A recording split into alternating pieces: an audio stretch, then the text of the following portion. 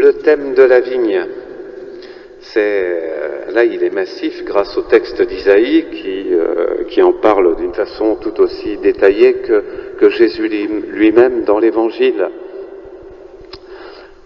Tantôt pour Isaïe, c'est la vigne qui est coupable de péché, qui est coupable de ne pas donner du bon fruit, le fruit que le vigneron attend, et le vigneron c'est Dieu pour le prophète Isaïe.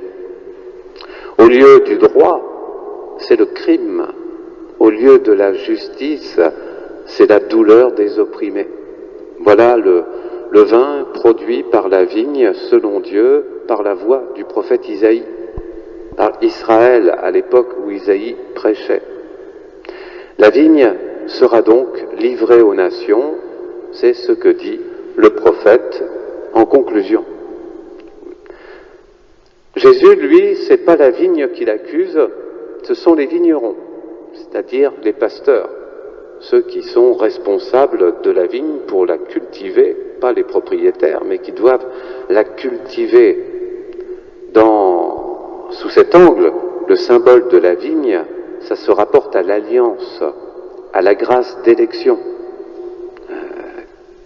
religieuse, mais aussi globalement celle du peuple saint.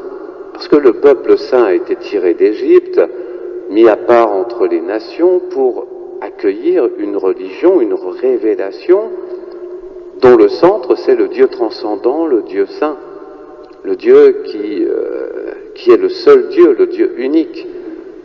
Or il faut au moins ça. Si le pays est rempli d'idoles, si on ne pense pas à la transcendance, Dieu n'est pas payé. Son vin, le vin qu'il attend, le vin de l'alliance, donc de la célébration de l'alliance, de sa fécondité, ça marche pas. Les autres nations ne voient aucune différence à ce moment-là entre le peuple saint et puis les autres nations, les autres peuples, les autres modes de vie et les autres religions. Il n'y a plus de différence, il n'y a plus que des noms qui changent. Et puis Jésus lit cela, donc les vignerons sont pris à partie, et c'est l'annonce de la passion que le Seigneur fait. Alors dans l'histoire, là il s'adresse véritablement d'abord et avant tout à Israël. Donc c'est les grands prêtres, c'est les scribes, c'est les notables religieux d'Israël. Les serviteurs qui l'ont précédé, c'était les prophètes.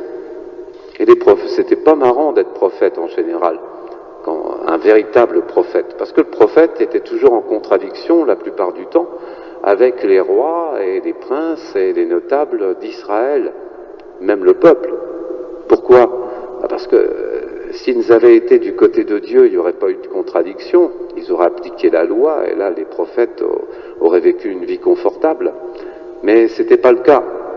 Alors les prophètes devaient dire, enlevez vos idoles, enlevez votre cupidité de votre cœur, et l'injustice, etc., etc. Et ça faisait très mal aux oreilles, bien évidemment. Donc les prophètes. Mais les prophètes n'ont pas été écoutés, et puis même ils ont été malmenés et persécutés. La seule chose qui soit bien pour les prophètes d'Israël, c'était les tombeaux. On s'en occupait bien du côté des pharisiens. Là, on enlevait la mauvaise herbe et on redorait les lettres lorsqu'elles étaient un peu flétries. Ça, on savait faire, mais c'est tout. C'est le seul bon traitement que les prophètes ont pu recevoir. Et c'était pas de leur vivant. Donc, l'annonce de la passion. Vous voyez, l'arrivée du Fils de Dieu met fin à la patience de Dieu. L'arrivée du Fils, c'est le signe du déclenchement où tout bascule, où ce qu'on croyait acquis, on vivait sur son petit ronron, religieux et autres, enfin religieux fondamentalement, mais dans la gestion de son existence aussi, et puis voilà, quand le Fils arrive, quand sa parole arrive dans la vie des hommes, elle ne se contente pas d'être une parole comme celle des prophètes, elle est accompagnée, enfin déjà celle des prophètes était accompagnée des faits, mais celle du Fils encore davantage. Il en va de même, voyez, dans l'Église et dans nos vies personnelles. C'est l'arrivée du Fils de Dieu, l'arrivée de Jésus,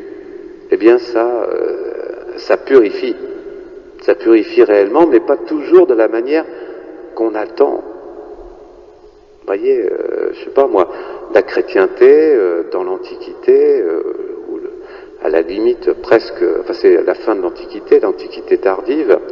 Vous voyez l'empire de Byzance qui semblait si prometteur, qui croulait sous les richesses, qui croulait sous la culture, sous le prestige.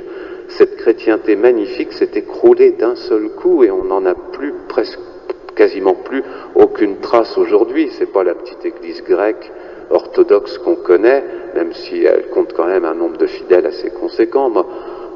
C'est rien par rapport à ce que fut l'empire de Byzance, c'est-à-dire l'empire chrétien d'Orient. Tout ça, c'est parti. Et ça a été livré aux nations, à savoir l'islam, majoritairement. Voilà ce qu'est devenu la chrétienté orientale. Il y avait dû y avoir des choses qui n'allaient pas du côté du jugement divin, en tout cas dans cette vigne-là, dans cette partie orientale de la vigne. Sinon, elle ne serait jamais tombée comme ça. Il faut pas dire que Dieu n'agit pas. Dieu agit à travers l'histoire, mais d'une manière tellement inattendue. Vous savez, ce qu'on peut construire, tout ce qu'on peut construire, si le Seigneur ne le bénit pas, ça finit par tomber en poussière, ça finit par s'écrouler. Nos noms, tout ce que nous avons fait dans la vie finira par être complètement oublié. C'est le destin de l'homme. Et c'est bien parce que il n'y a que le nom divin qui puisse ne pas être oublié, qui ne doit jamais être oublié et qui brille pour l'éternité. Et nous brillons à sa lumière, mais à sa lumière seulement. Tous les hommes pétris d'orgueil qui, au long de l'histoire, ont voulu se construire un nom en utilisant tout ce qui était à leur disposition, en particulier le pouvoir religieux, justement, eh bien, ont été oubliés. Ou en tout cas, c'est des noms, et rien que des noms sur des stèles ou dans des livres d'histoire, et on ne se représente plus du tout la personne réelle qui se cache derrière. Jésus attend de la vigne quoi? Pas un nom immortel. Ça, c'est c'est son nom à lui, et c'est le nom qu'il communique à tous ceux qu'il prend dans son royaume. Ce qu'il attend de la vigne, c'est l'amour. Le vin, la vigne, le vin, c'est le symbole de l'amour dans la Bible. Et c'est vraiment la seule chose que Dieu peut attendre de la vie humaine. Alors on commence à comprendre que la vigne, ça peut être beaucoup de choses. Jésus disait, est passé de la nation sainte aux nations au pluriel pour la nouvelle alliance. C'est ce qu'il dit à son auditoire. Moi, je confierai la vigne, mon Père confiera la vigne, eh bien, à des vignerons, à d'autres nations qui lui feront produire du fruit. D'autres nations passent d'une nation au singulier, la nation d'Israël, l'Ancien Testament, à des nations au pluriel déjà. Parce que Dieu, eh bien, nous montre que c'est pas seulement d'ailleurs les nations, c'est pas seulement d'ailleurs les églises chrétiennes, c'est nos familles, et c'est chacun d'entre nous qui sommes la vigne et qui sommes aussi des vignerons. Le propre de l'homme, religieusement parlant, c'est d'être à la fois vigne et vigneron. Parce que le premier jardinier de l'existence, de notre existence, c'est nous-mêmes. Et nous sommes Adam, et bien dans cette nature, dans ce jardin que Dieu nous a confié. Ce jardin, c'est notre vie, notre corps, et puis tous ceux que nous aimons, tous ceux qui sont autour de nous, et même ceux que nous n'aimons pas, ça fait partie de notre vie, il ne faut jamais l'oublier. Et c'est à nous de cultiver notre vigne, et notre vigne, elle doit produire de l'amour. C'est ce que Jésus attend de chacun d'entre nous. La jolie petite vigne qu'est la famille, eh bien, elle doit produire de l'amour, elle en produit toujours. C'est quand même rare qu'une famille ne produise pas d'amour.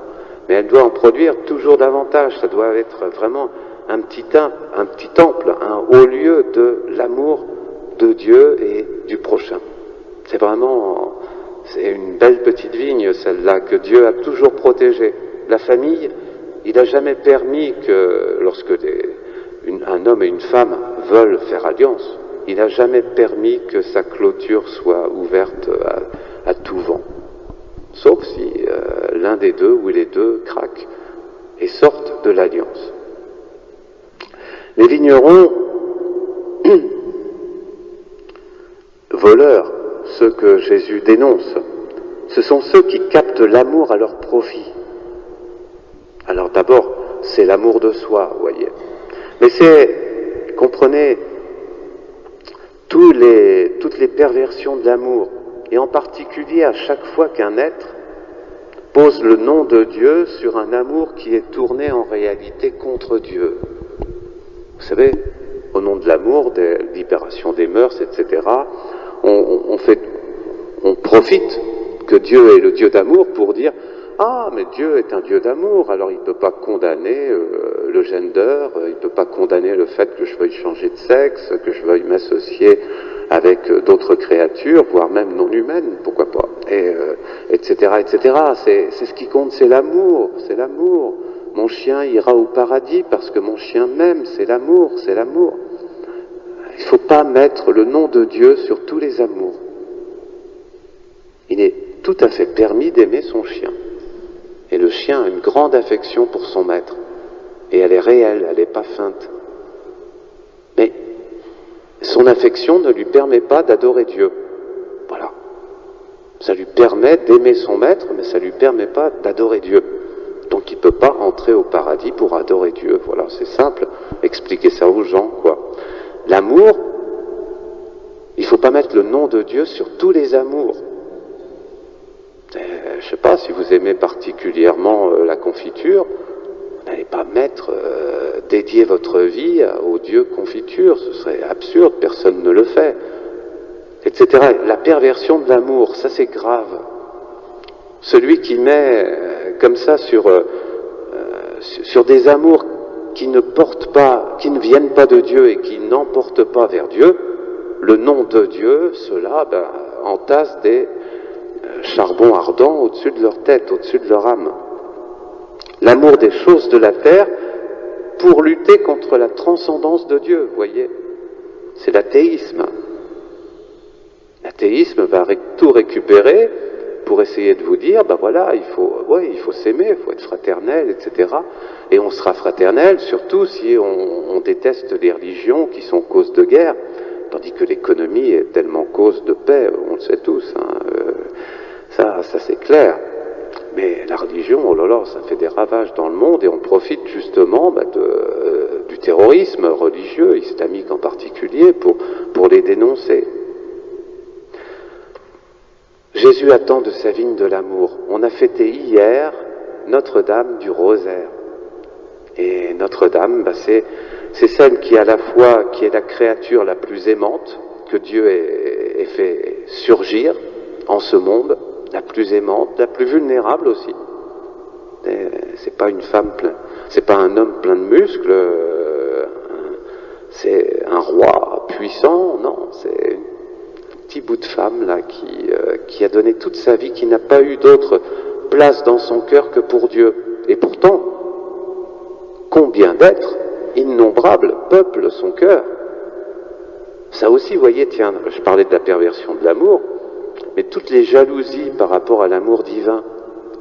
Et on dit on aime Dieu, donc, et on l'oppose, l'amour de Dieu, à l'amour des autres. Mais l'amour de Dieu, bien loin de séparer de l'amour des autres, peuple notre cœur de bien plus de personnes que nous n'aurions pu y mettre si nous n'avions pas aimé Dieu en ce monde. Alors c'est à la fois la créature la plus aimante, la vigne la plus belle que Jésus ait plantée, et c'est aussi, elle est devenue la protectrice des chrétiens dans l'épreuve. C'est la combattante la plus puissante contre les ténèbres, contre le diable, contre tout ce qui s'élève contre Dieu, contre l'orgueil. Son humilité éteint toute forme d'orgueil chez celui ou celle qui l'accueille chez lui.